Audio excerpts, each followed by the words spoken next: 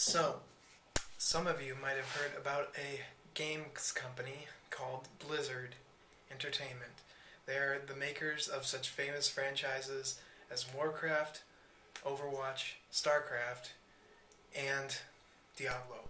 Well, the recent events around Blizzard have proven quite a good example of Zuckerman's cute cat theory, his theory that overstepping in political censorship can pull in even more of the curious masses.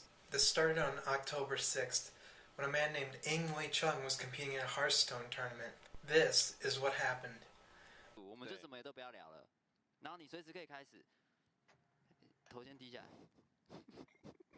光复香港，时代革命。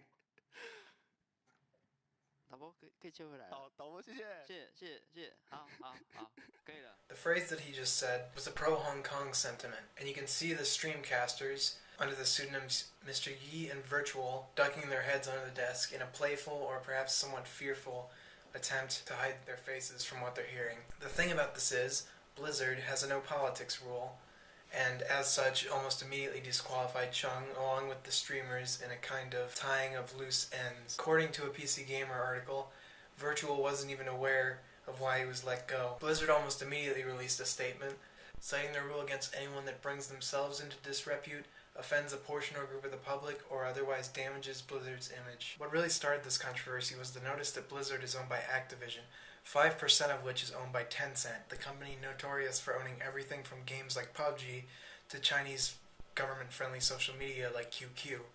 Obviously, given China's history, it's understandable why they might not be seen to take kindly to a statement like Chung's. Then, on October 8th, Blizzard posted to the official Hearthstone Weibo account, Hearthstone being the game that Chung was banned from, saying that they would protect their national dignity. If Blizzard's first statement had been official in the most unflattering of senses, then this was clearly aimed toward a Chinese populace, hence its posting on Weibo and it being in the Chinese language. However, as the account is run by another company, NetEase, we don't really know exactly how much of Blizzard is behind the statement. This was when things truly blew up. Gamers began almost immediately turning against the company they'd once loved. The Twitter hashtag emerged, 2 other casters, and a former Blizzard employee all voiced their support.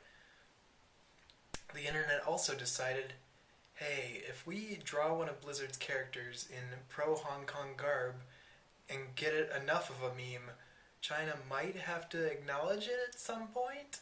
Blizzard's clandestine complex used to be adorned with this statue. And in protest, employees censored the message, "Think globally, every voice matters," at his feet.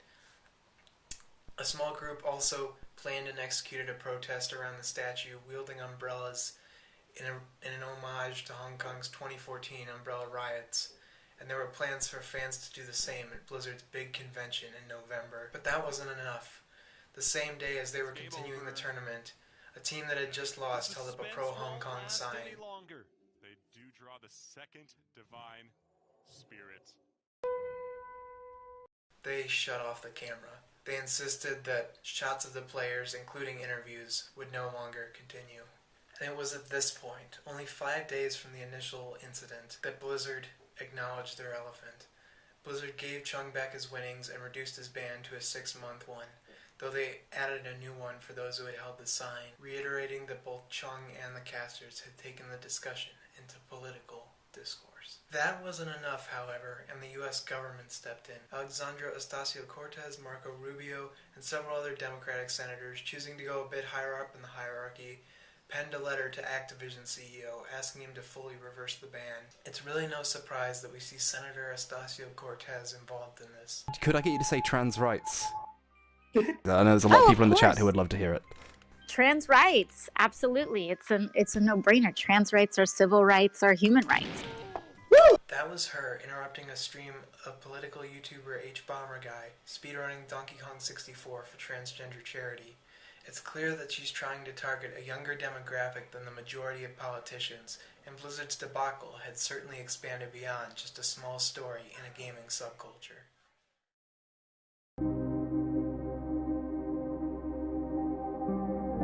We see in this a connection to Charles Duhigg's article about tech monopolies.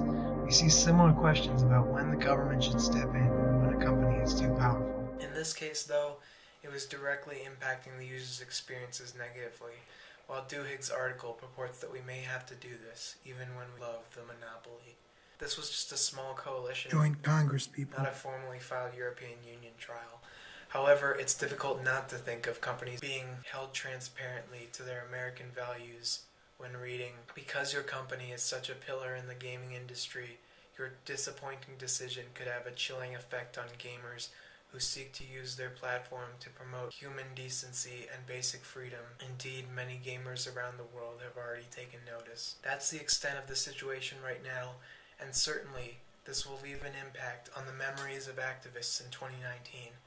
This is almost a textbook example of the Streisand effect, where attempting to cover up leads to more coverage. Blizzard attempts to censor, and because people think it's China, the gaming community gives them more than they'd ever bargained for. It's difficult to know if Chinese government pressure had a role, but the Weibo post seems tactical, and there certainly had been predecessors. Through the blocking of a large stream in the gaming world, suddenly through memes and hashtags, everyone's pulled into a political movement they might have had no investment in. Overall, we see a current-day example of how the cute cat theory can cause transparency and activism and cause pressure through publicity in the global theater of the web.